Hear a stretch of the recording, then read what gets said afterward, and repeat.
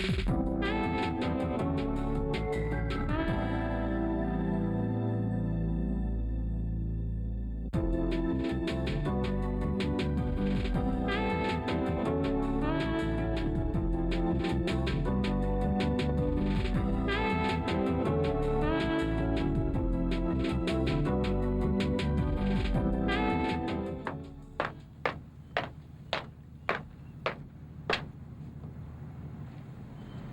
知唔知我老公同你老婆有嘢？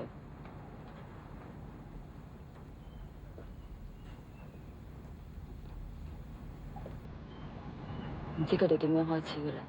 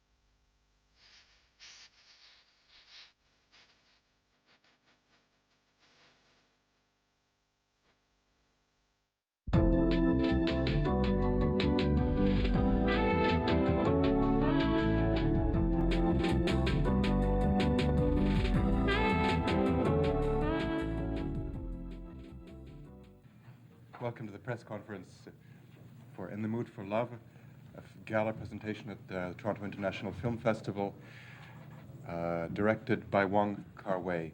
We're very thrilled to have the two principal leads, two extraordinary actors with us. We have, of course, Mr. Tony Leung, who plays Mr. Chow in the film, and Maggie Cheung, who plays Mrs. Chow. Let me, since we don't have the director with us, Wong Kar-wai couldn't be here for their presentation, unfortunately. Let me perhaps ask the actors to speak for him and tell us about the development of the project, how it came to be, and when you became involved with it. I think it's almost a year ago, and suddenly he comes up with an idea that he wants to make a movie about an affair.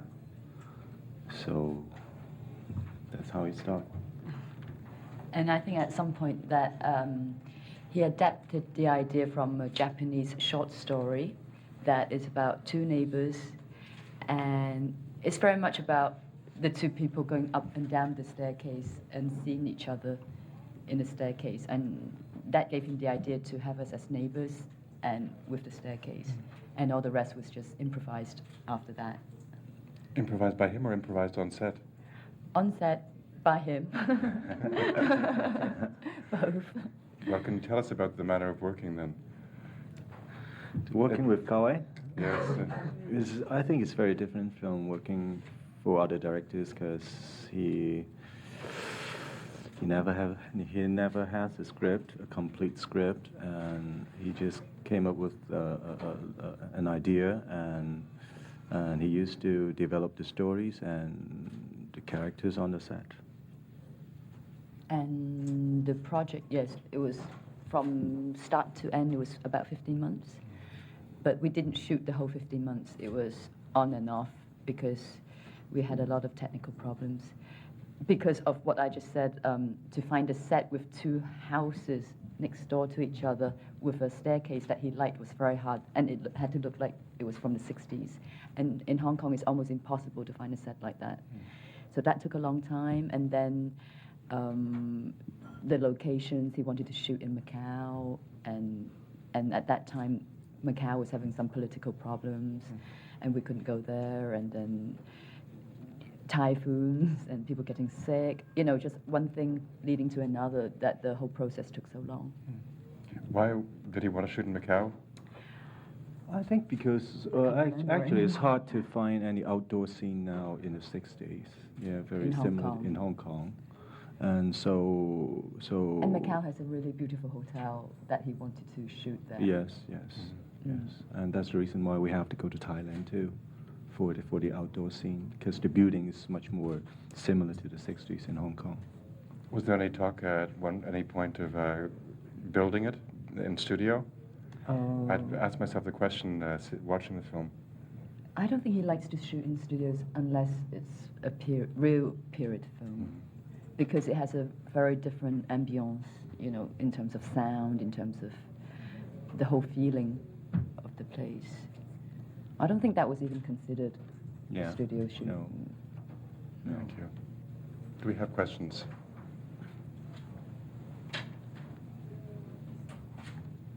Good morning again. Hi. Fight over with your jet lag already, or are you still sleepy? No, still sleepy. You're still sleepy, eh? Just one simple question. I know most of the scene is either in Macau or in Hong Kong. There was a scene in Singapore. Is it really in Singapore? The last part of the Actually, we film? shoot that in Thailand. You shoot that in Yeah. Thailand? Actually, it was Hong Kong and Thailand Yeah, and not Macau. Not Macau. How He gave about- up Macau. You in gave the him end. Macau. Yeah, we couldn't go. Yeah. So it is in Thailand. How about the little hotel on the last part of the film? Like you are touching around the pillows and That was bag? in Thailand That was also. in Thailand also. Mm. Okay, thank you. We had another question in the front, sir. How did you work to get in the mood of Hong Kong in 1962? Because the film had this real sense of saturated with the atmosphere of nostalgia in the past. And the costumes might have helped you, or music. Or how did you get into that mood and stay in there? I think we were first frustrated that the film just went on and on and on. But I think one good thing that came out of it was that because it took so long to make, we had time to really get into it. Especially for myself, how I looked in the film, the hair, the makeup, the dresses. I had a hard time to deal with it at the beginning, but after like 9 months, you know, I got used to it, and everything became very natural to be like that. And I think it was the time that really helped me, you know, the process of the 50 months. I think because of the scene of the neighbors, it recalls me the times of my childhood, because I born in the 60s, and it really gets me into that mood after that scene. I can still remember when I was a kid, the neighbors is very close to each other, and we know each other very well, and we used to go to the neighbors who played there every day, and we never close our doors. That's made me to get into the mood, I think. Let me come back to the question of wardrobe, because so much care is given to it in the film, and both your suits and especially the dresses are just extraordinary. Can you tell us about how the wardrobe was developed, and perhaps a little bit more about how they contributed to the character? I think William, the art director of the film, he has always wanted to make a film with Qipao, the Chinese dress, Chen Sao, because of the memories of his mother. That's what she only wore in the 60s, which is the same for my mother too, because I still have old photos. And I think it was his idea and his dream to concentrate on just Chinese dresses for the whole film. And in terms of the fabric, you know, he did a very good job in making them. But I think, and also because the film is so much about in-house, in the office, and downstairs, there were like just 3 or 4 sets, and it's only 2 of us. The different dresses helped the film to let us see the time passing in the film. Like it will sort of identify something like this is another day or it's another week. And that's why there's so many of them. Otherwise, it's very confusing for the audience. It's like, you're always indoors and it's always nighttime. It's like, what's going on? Is this a scene directly from the last, or has time gone past? So I think that was also done for that reason. Tony, what about your suits? It's really tight and make me not easy, but it helps me to get into the character. I think it restricts my body language, maybe it's kind of body language of the people in the 60s, and it's really fed me up is the hair gel. It takes about 3 days to get it off. even with dishwashing detergent. I try with that, and it can get it off. Well, mine takes 3 days to set up. And after I don't fed up with that, I know I get into the character already. It's interesting. Did I hear you right? You said that the suits were very tight? Yeah, quite. Because both of the suits, I mean, you both look gorgeous in the film. This isn't a fashion show, but you do look gorgeous in the film. And yet it is this tension between the sexiness, but also the restriction. I mean, they restrain you, and at the same time they put you on such display and show you in such a complimentary way. Mm-hmm. But I think that's pretty much how the people were at the time. And that's why I said after a while, from not liking how I looked in the film or having to wear the dresses because it restricted me so much, in the end it was that helped me to move the way a woman did in the 60s. Otherwise I'll be just exactly how I am, and that's not very believable. Wait, a question here. This question is for Maggie. How do you feel about working with Wong again? And also the second question is, you haven't worked with him for quite sometimes already. Is it a bit hard to get used to his style again, his improvisation again? Yes, because it's been a while, and I always knew that he worked without a script, and he always built the whole story around the characters, and that also with the mind of who is playing the character. So everything is built from zero, and from one scene it would inspire him to the next and the next and the next. And it took me a long time to really forgive him for being like that, if you will. Because at first I really found that, why do you have to make films like that? Why can't you get it all prepared and then we start shooting instead of having 30, 40 people on set every day waiting for you to be inspired? But then after a while, I realized there's nothing I can do about it. That's his style. And to love him as a director or as a friend, you just have to accept that that's the way he is. And in the end, I think that's the magic of his films. That's where it all comes from, because that's him, his character.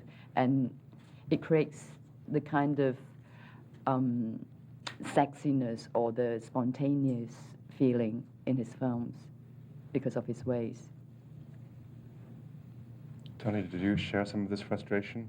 Actually, I don't have that kind of frustration because I've been working with Kar-wai for quite a long time, and I get used to his way of making movies. So actually, it's quite easy for me. Mm-hmm. So I don't have to think too much because I don't know anything about the story, so I just have to live in the character and just be myself, and that's all. I think Tony had a better attitude towards that because he knew right from the beginning what's going to happen. He worked on his last film and the film before. For me, it's been almost 10 years since Days of Being Wild, and as Ashes of Time doesn't count because I was there just for 2 days. And that's why it took me really much longer to adapt to that way again. And I used to ask a lot of questions. Yeah. Every day. Every day I say, what's going on? What is my character? Can you tell me more? I just need to work on this. Give me some space. And I'll speak to Tony about that because there's no one else who can share that frustration with me. And he was just like, chill out, relax. Just do as you're told and stop asking questions. I said, how come you don't care? But he says it's not about caring. There's just nothing you can do. And there's no point in asking because he'll give you an answer which will not be the answer in the end. He'll just say it to shut me up or something. So in the end, I stopped asking questions, and I found it actually quite easy to work that way when you just do it with your instincts on the set at that moment and just let it flow and not be prepared. You mentioned Days of Being Wild, and in that film, you have the same name as your character's maiden name in The Mood for Love. Did you ask Wong Kar-wai about that? I think it came from me asking questions every day. Who is my character? That he, in the end, would say, "Oh, you're So Lai Zhen. You're the girl from Days of Being Wild." Okay. and actually, it was just a joke at the beginning, but it did become kind of a base for me to work on. Because once he told me that, it's like, oh, okay, at least this is something I can grab onto and build. And it really helped. And we both believe that it's possible that this girl, when she's 10 years older, she could have been this woman as well. She could have grown into this woman. You can be anything in Wong Kar-wai movie. You can be anything, but why not Anyone. the same girl?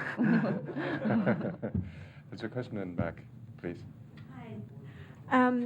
You've mentioned that the movie is based on a Japanese short story. Do you know who wrote it or what it is? We don't know. We just received two It was sheets like of just papers.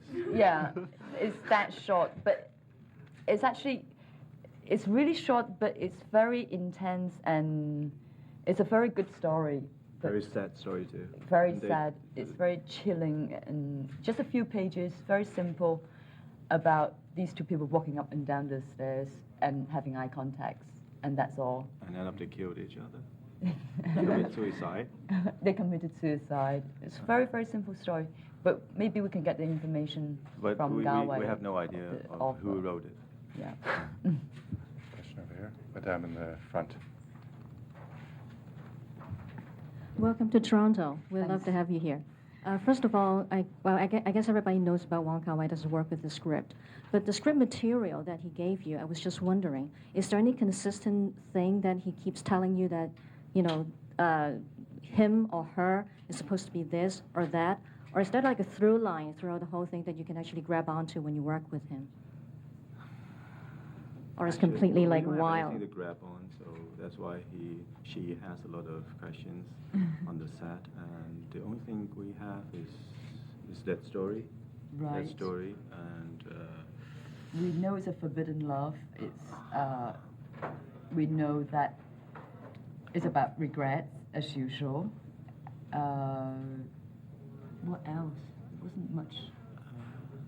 and actually we did play two roles in the movie too. Right. And also at the beginning, the idea was that we would play the husband and wife too. as well. We were supposed to do that, but in the end, because he liked our parts the way that it was going, that he didn't want to distract the audience by confusing them even more. Now are they the husband or are they themselves? So he gave up the idea, but that was one of the ideas. He could have, of course, chosen other actors to play those two roles, but he decided not to show Right. the spouses. Right. What was the reason for that? I think he wants us to understand more about the other character. I don't know why. And I think also he wanted to magnify these two people. Like the audience will only see them and what is going through them. And if there are other characters, and suddenly the story will drift off to the other two. You know, he wanted these two characters to be is all you see in the film. And this is all it's about. Thank you. Yes, sir, we have a question in front. Just a question concerning, since he doesn't work with the script, was the movie shot at all in the chronological order, or did you jump back and forth between the end and beginning and in the middle? Or second question was also for Maggie Cheung, considering your experience with the Western directors and the movies you did, like Irma Vep and Chinese Box, and with Western actors and directors, how does it compare working with someone like Wong Kar-wai and other directors that you worked in the East? So if you could answer those two questions, thank you. First question. Did you shoot chronologically? I think because he's inspired from one scene to the next. Like today we will do a scene, and what comes out of it will inspire him to write the next scene. So in a way, in his head, it is in some kind of an order, but it doesn't mean it's in order. It's in order because by the time he edits it, everything is like torn apart and replaced again, and the whole story is retold in a different way. So it's yes and no. And in terms of my experiences, I mean, working with Kar-wai is just natural to me because I've worked with him since his first film, and at that time he was very young and I was very young, and it's just kind of like part of what I've been through in terms of my career. It's more like what I have to do when I'm to adapt to work with Western filmmakers, which is, I don't think there's a huge difference because it's just the same thing in terms of making a film technically and what goes on the set. But every time you have to adapt more, it's the director himself and the actors, and that it doesn't matter if he's Western or Asian. It's the same thing. I think everybody are individuals and they have their own characters, and each time it's a new story, and it doesn't make any difference to me. Madame, yes. Another question. I know that Wong Kar-wai added a part of the documentary about the independence of the Cambodia. And the last scene is shot basically in a shrine of Buddhist shrine with the hole you are talking to. And with a French reporter over-voicing the documentary of the Cambodia independence. Is that a political signature of the director himself, or does he want to express something politically, or why this part is added to the last part of the film? I don't think so. I think he just want to. It's just represent a period of time. And also to expand the world, because the whole film is so much into like a microscope looking at these two pieces of dust in the world. You know, these two people can mean a lot when it's microfied, or they can be nobody. It's just another to nobody, and it's their own little story. But when it goes to the end of the film, he wants to like draw back the whole thing and tell us the world is big and there are other things going on, and what is happening to them is just something very personal and small. You know, it's like zoom in and zoom out. There was another, perhaps slightly political reference in that the film, the final sequence takes place in 1966, at the height of the Cultural Revolution. You don't understand why, but I assume this is the reason why a number of the neighbors have left. Is there a political intention? I don't think so. No, it's just about the society, the world itself, you know, what's going on in the world. But I don't think he wanted to pinpoint on anything political or to a certain subject. But it so happened that was the time. And if it wasn't this, it would have been another piece of news. It's like, you know, a few years has gone by and this is what's going on. Let me come back to the final coda in a way, and that takes place in the temple in Angkor Wat. Was there ever any idea of including you in the final section? Any idea? Did he ever consider including you in the coda of the film, the final section? I did shoot a scene with Tony there that we haven't seen each other for a few years, and we bumped into each other there. But the scene was cut out. But that was a great scene. It was a nice scene. It was very touching the best because scene, but not the best that I was but in. Damn. But not in the movie. No, but it's just about crossing paths again. You know, fate has it that we crossed paths again, and we just said hi. And there was one great line that he asked me right at the end of the film. Did you call me one time? And I said, I don't remember anymore. And then the film ends. It was kind of very beautiful. But I don't know why he cut it out. I think I it's have very to sad. ask I want him. to cry when I speak that line. I really want to cry. It's very touching. Me too. It's like I don't remember anymore. It's like, you know, it's just another way of this woman letting it pass and kind of telling the audience that it's over. You know, I got over it, and that's very sad.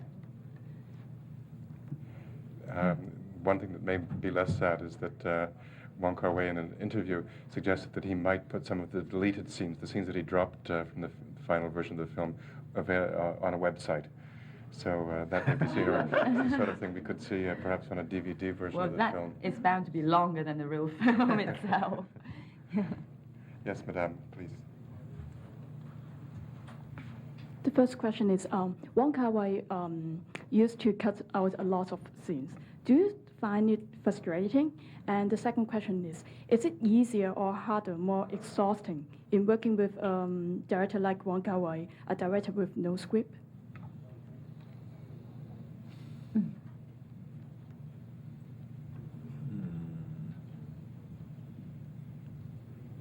Well, it can be frustrating if, especially you've done a scene that you think, it was a good scene. But then I think in the end, because of the way that we work, I really feel I'm part of the building of the story because we're all together in this to build the film. And I think what's more important is the result of the film. I mean, it can be an ego thing for myself that, I wish that was in it because I did so well. But at the same time, if it's not the best for the film, what's the point? And I can always do it another time. I won't feel frustrated because I never expect anything from him. So no matter what he cuts out, I don't care. I think it's really if the film is good in the end. Yeah, so. Then it doesn't matter, really. Thank you. Yes, sir. Could you each talk about working with the other person? I think, if I in my head could cast a dream cast for a Chinese language film or an English language film, I would pick you too. But do you find that you have different ways of approaching certain scenes or working together? What kind of things does each of you give the other that you discovered while working together? And do you have any plans to work together in the future? Please, yes. You go. Actually, Maggie is very professional, and I feel very nice working with her, and very comfortable. And another reason is because we've known each other for really a long time, because we worked on this TV soap 15 years ago, yes, when we were very young, and it was actually not quite very. I was at least, and it took like 4 or 5 months to make. So at that point in our lives, that we spent 4 or 5 months really intensively together, but then having this reunion now is like meeting a new Tony because after 15 years, we've grown up to be. Not different people, but we're older and wiser, etc., etc.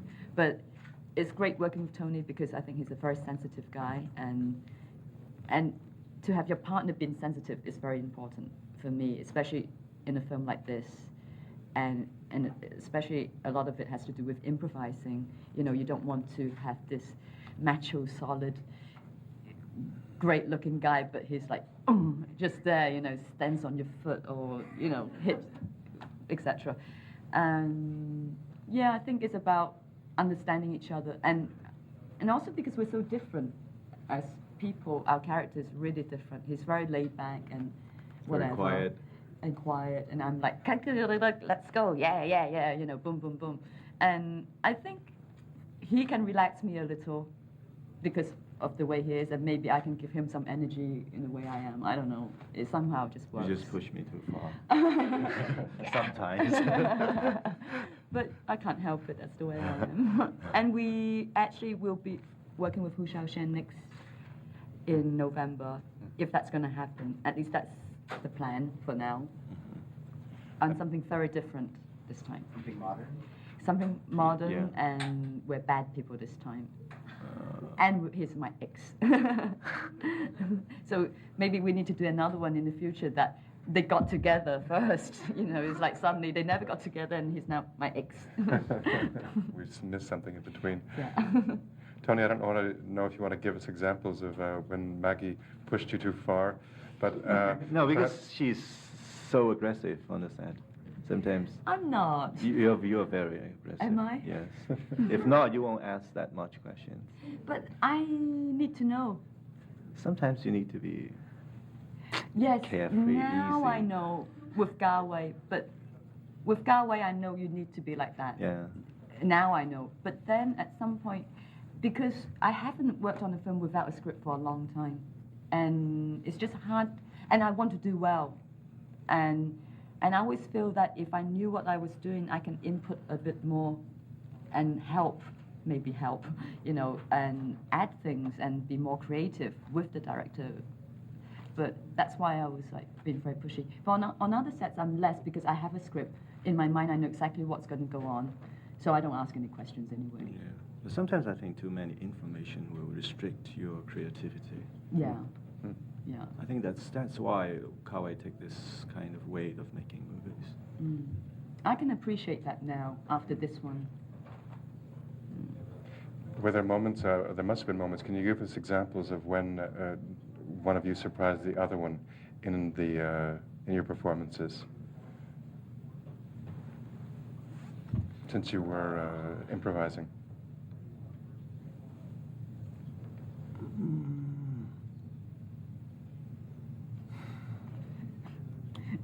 Since there are surprises all the time, I can't pinpoint to a very interesting one. All right, you can come back. We'll take you off the Yeah. road. You can come back to that. We had another question in the front. Another question. I think everybody have seen the film, agree with me that the film has a very smothering mood all through the whole thing. As if like you went out of the theater, oh, I need some air, that kind of feeling, right? And I know that it was 15 months in the whole making of it. Do you have problem getting out of the character or getting in, getting in and out of character, especially you, Tony? You mean throughout the movie? Yeah, Throughout the because it's such a shooting? smothering role, like everybody is so formal, so restrained, and as if like nobody has some immediate reaction. You have to process your feeling first before you react in a very polite way towards everybody. So, and that's not really what we do in nowadays in like year 2000, right? So do you have a little bit of a problem getting in and out of character since you've been in the film there for like 15 months in the shooting? I have no problem to getting in the character, but I have problems with getting out. That's why I'm asking. Because it takes so long time, and if you have to keep the continuity of the character, so you can get out, and you don't know when will he shoot again, because we are shooting on and off, and so you have to keep the mood throughout the whole shooting. So that's it. I was depressed for 2 or 3 weeks after the whole thing, because also this is a very special situation, because 1 week after the shoot we were literally in Cannes doing the premiere, going up the red carpet. So all that was really a lot for me. I wasn't out of the character yet, and I just got back to Paris. I had 3 days at home, and then I was packing for Cannes. And before I knew it, I was answering questions, doing the premiere, and accepting the reactions of the film. Meanwhile, I haven't even had it, gone inside me to figure out what the story is, what kind of film I've just made. And all that was like boom, boom, boom. And right after Cannes, I think I had the anticlimax. It's like, wow. And I have the feeling now I have no more obligations. I don't have to get up at 5 in the morning anymore for a 3-hour hairdo. It's like, I didn't think I would miss it, and I didn't miss it, but it made me depressed for a little while to think, now what am I going to do with my life, And I started to plan other things, and that gradually made me forget the film, and I just kind of went on. But I had this anticlimax feeling. You didn't? He's still in character. Maybe. There was yes, Madame, please. Another question. I know you have a dancing scene. It was cut out from the film. You're dancing twist. Are you improvising, or just the music, or the directors want it, or you two just dance? I think we arrived on set that day and he told us we were dancing. Yes. We didn't know beforehand. Yeah, And he I brought didn't know. a teacher on set who taught us right away how to do it, and we shot the scene. That scene was fun, actually. The only fun scene in the film, that you see these two people laughing. What kind of dancing was it? It's like a twist. Twist. Yeah. Yeah. Twist. How Is did it you know twist? that? I read from the paper in Hong Kong, the satellite to me to us back, and then they say it was cut out.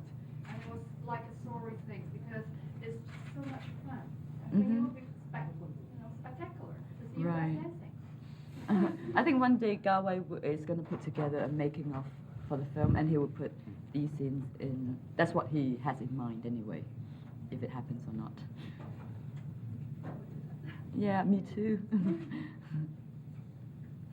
Questions?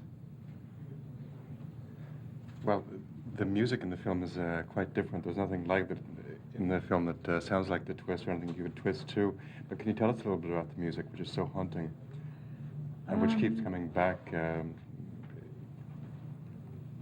I think from what Kar-wai told me that he's very influenced by, he has very strong memories of the radio from the 60s when he first went back to Hong Kong because he's from Shanghai, and he would listen to the radio, and at that time there were a lot of Latin music on the radio, and the Mandarin pop at that moment. There weren't any Cantonese songs, so I think all that is from his childhood memories of the things that he heard, and yeah, because it's hard for us to really answer for him. He was the one who chose the music. And Tony, I don't know if you have anything to say to the music, but since you're well known as a musician yourself. Actually, I'm not a musician. I'm just a freelance singer, part-time singer. But I found the music very, very strong and very impressive. Thank you. Yes, sir. Can we have the mic in the middle, please? Another question, because back to the feeling of improvising and building the film day by day or shoot by shoot, do you feel in any way collaborators as creators on the film? Do you feel like there are parts of you that you gave to the film that are in there? definitely. Yeah. An example? Well, purely because I don't think the film would have been the same if it wasn't us. Kar-wai would have still made the same film, but the characters would have been different because the characters in the end were inspired by us. Although I wouldn't say I'm exactly this woman or I am like her, but there are elements about her that from his observations of me, it became that. So definitely I do feel, there's my blood and soul in the film. I agree. You're so lazy. Do your work.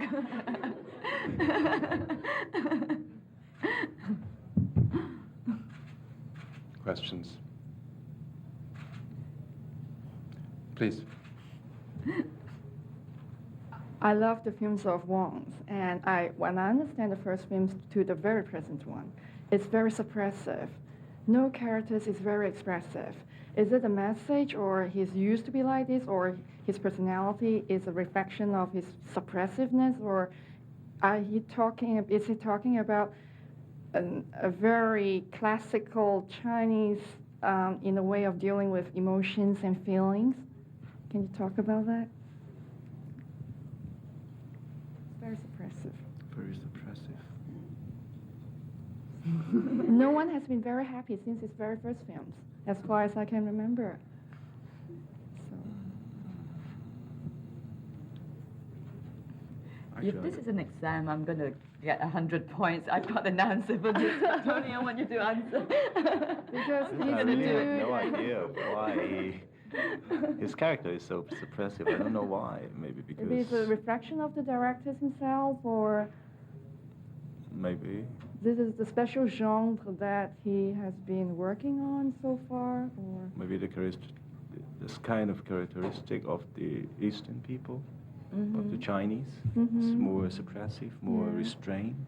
Less expressive in terms of love and feelings and emotions. Not that straightforward. Not straightforward. So do you think it's a reflection of a traditional Chinese? I think so. Yes, thank you. Does the director resemble his characters? I dare not to say. Well, I mean, is he like that? Is he as controlled? He doesn't give the impression, but I think he is. He's very that cool. he controls his emotions quite well, and also adding to your question, I think that's what he finds his sensuality. I think, you know, that's where the sensualness comes from for him in his movies. It's because he finds it more sensual that you don't express than to, come on, baby, let's do it, you know. It's just another way. No, there's tremendous tension, erotic tension. Yeah, I think he likes tensions.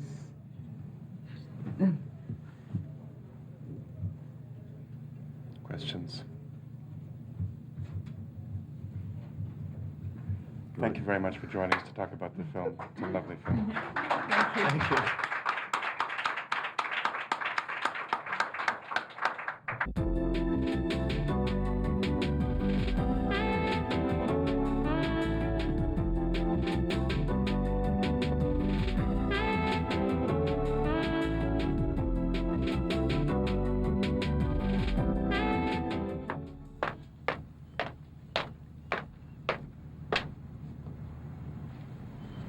你知唔知我老公同你老婆有嘢？